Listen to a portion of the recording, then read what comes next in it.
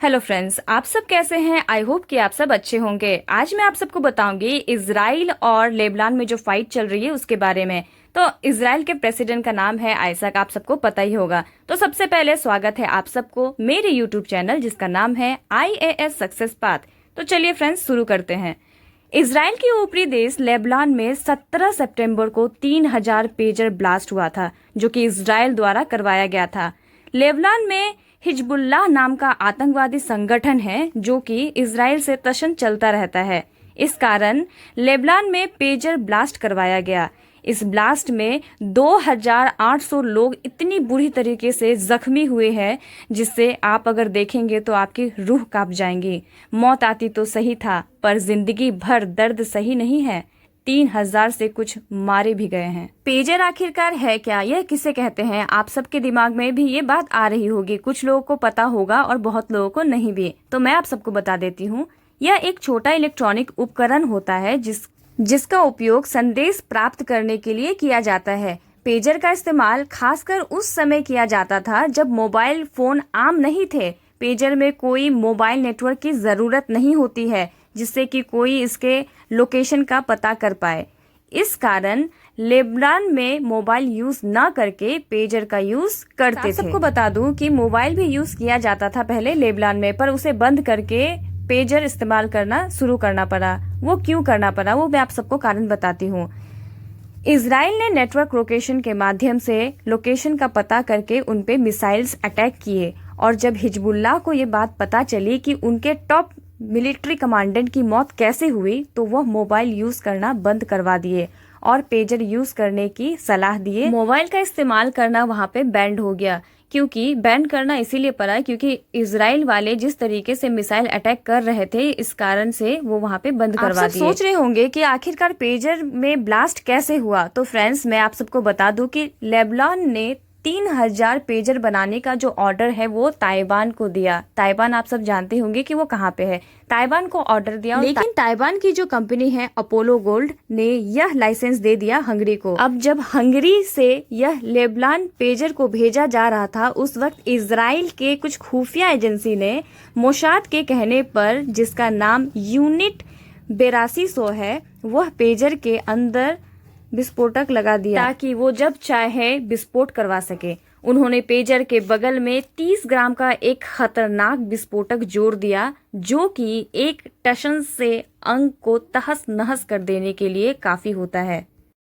यह विस्फोटक पेजर के बैटरी के पास इस तरह से लगाया गया था कि जब इजराइल चाहे उसे ब्लास्ट कर दे।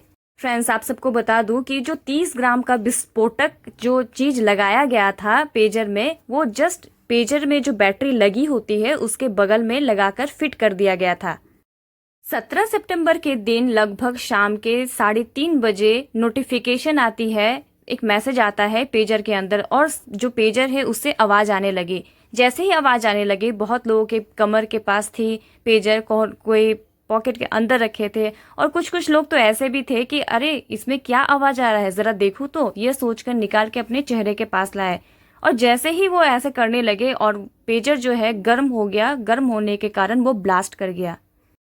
फ्रेंड्स, ब्लास्ट होने के बाद किसी की किडनी निकल गई, किसी की अतरी बाहर निकल गई, और जो अपने चेहरे के पास पेजर रखे थे उनका चेहरे, किसी के आंख निकल गई और किसी के मुंह तहस नहस हो गई। जब कहने और सुनने में हमें इतनी तकलीफ हो रही है, तो सोचिए जिनके साथ ये बीता है उनका क्या हाल हुआ होगा। तो इजराइल वाले इस तरीके से उन्हें परेशान किए, विस्फोटक उड़ा दिए पेजर अटैक के माध्यम से, कि क्या ही कहना।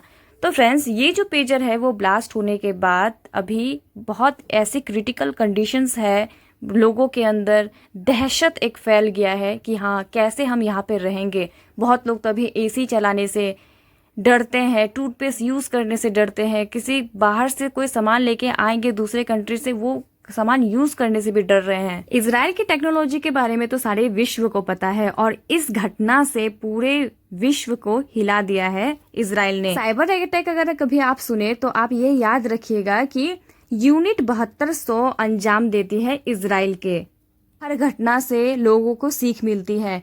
मैं अपने ओपिनियन से आप सबको कहना चाहूंगी कि डिजिटल इंडिया, आप सब सुनते ही होंगे कि डिजिटल इंडिया होना चाहिए, और हो रहा है, डिजिटल इंडिया है, बट क्या वो सच में है? आपको लगता है?